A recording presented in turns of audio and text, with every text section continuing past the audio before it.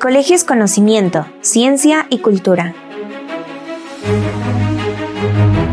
La historia necesaria. La vida cotidiana en el pasado de Hispanoamérica. Bienvenidos a esta segunda temporada de La historia necesaria, en la que hablaremos de lo cotidiano como expresión de la vida en sociedad. Ustedes ya nos conocen. Somos Mónica Girardi, de la Universidad Nacional de Córdoba, Argentina; Dora Dávila, de la Universidad Andrés Bello, de Caracas, Venezuela; y yo, Pilar Gonzalvo, del Colegio de México, donde los recibimos con mucho gusto. Bienvenidos.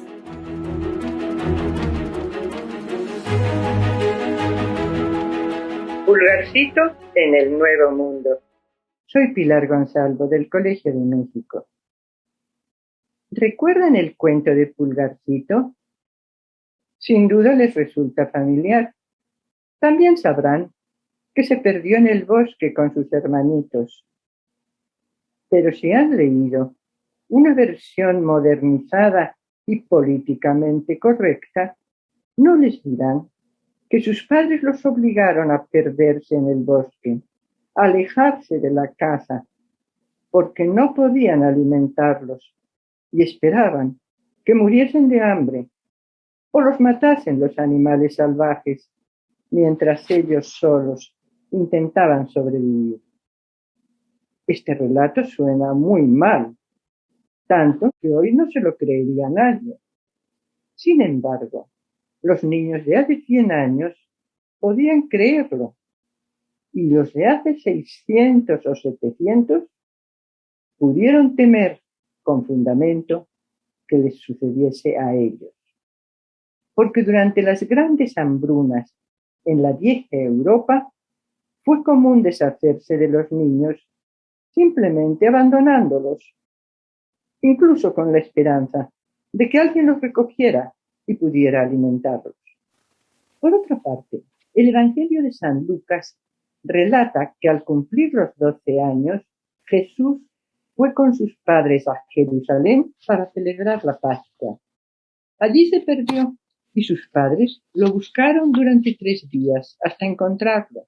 Hoy puede parecernos una anécdota pintoresca añadida por Lucas, el evangelista con gran conocimiento de la sensibilidad de los fieles. Pero también fue un referente piadoso de los casos frecuentes de desapariciones de niños por aquellos siglos. Porque en la literatura profana muchos argumentos incluyen las desventuras de niños perdidos o abandonados, capturados por piratas o robados por gitanos, protegidos por animales como Rómulo y Remo, o recogidos por familias piadosas, pobres o ricas, de linajes nobles o miserables. Todo un género literario, la novela bizantina, se basó en pérdidas y reencuentros de familias dispersas. Incluso se mencionan en las biografías de santos medievales. El abandono de recién nacidos se aceptaba como una práctica inevitable en tiempos de hambruna, sobre todo en el campo, hasta mediados del siglo XVIII, cuando aumentó considerablemente el número de abandonos en las ciudades, como consecuencia del desamparo, la ignorancia y la necesidad de mujeres que migraban en busca de trabajo.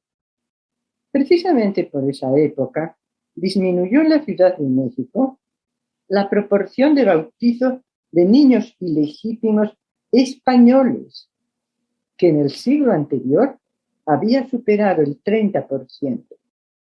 Fueran solteras o casadas, las mujeres que no podían ocultar el fruto de su deshonra se sentían marginadas y avergonzadas.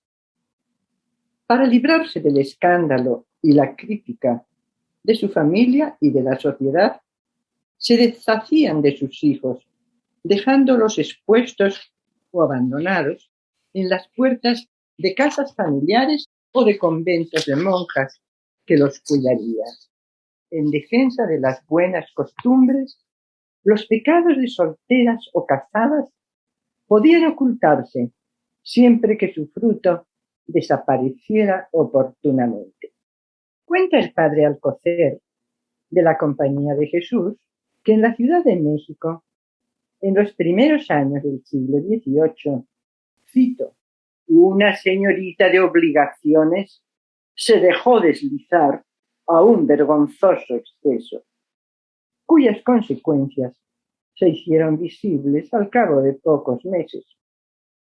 No se atrevía ella a confesar su culpa, porque sus padres eran tan pundonorosos de su reputación y buen lustre como atentos al recato de su hija. Consiguió ocultar ante ellos su vergüenza, manteniéndose encerrada con el pretexto de una enfermedad, hasta que llegó la hora crítica en que los dolores eran tan fuertes que sus padres pensaron que estaba al borde de la muerte, por lo cual llamaron a un confesor. Un sacerdote jesuita se hizo cargo de la situación. Solicitó ayuda de una moza de la casa y sugirió a la joven que se encomendase a la Virgen de los Dolores, advocación muy oportuna, porque pocas horas después desaparecieron los dolores, mientras el confesor salía de la casa con un pequeño bulto envuelto en su manteo, que entregó a una mujer que casualmente encontró en una esquina.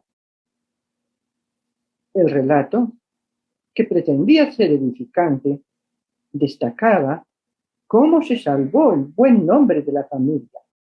La joven contrajo matrimonio que sus padres habían dispuesto para ella.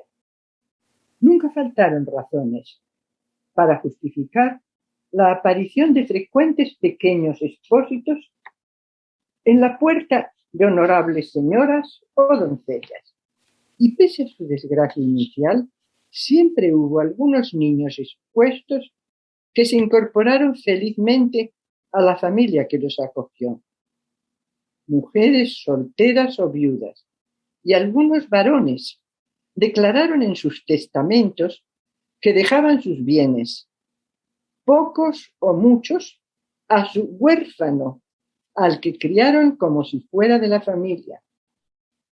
Podía quedar la duda de cuál sería el verdadero origen de semejante obsequio, pero ya que esa situación se veía con naturalidad, no era raro que los padres adoptivos diesen su apellido y compartieran sus bienes con los pequeños llegados a sus puertas como regalo inesperado de la providencia.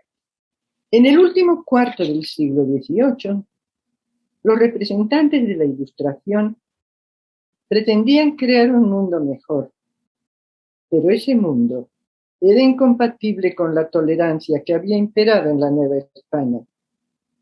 El arzobispo Francisco Antonio de Lorenzana se decidió a combatirla mediante la creación de una casa de niños expósitos a los que juzgaba invariablemente hijos del pecado, añadió la justificación. Textual. Durante los 2 primeros siglos de nuestra conquista fue mucha la libertad de pecar y no se avergonzaban de criar y ensalzar a los hijos naturales en la casa de sus mismos padres, y aún en las mayores dignidades eclesiásticas se colocaban los ilegítimos, públicamente conocidos como tales. Además, era menor el número de los desamparados. Y terminaba con la rotunda declaración de que no se confundan las jerarquías, no se trastornen las calidades, castíguese la culpa, no se dé fomento a la lujuria. Como si la decisión de tener o no tener un hijo indeseado fuera una opción sencilla que pudiera tomarse con frivolidad.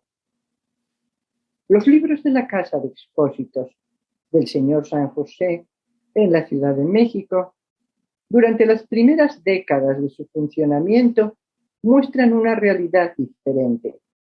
La mayor parte de los abandonados procedían de familias muy pobres o de madres gravemente enfermas. proporcionalmente pocos fueron los abandonados por salvar el honor de una doncella o de su familia, siendo españoles o tenidos por tales, según la costumbre. En efecto, la Ilustración traía novedades, pero estas novedades no siempre fueron favorables para la convivencia, ni mejoraron la vida de quienes carecían de bienes de fortuna o una familia acogedora.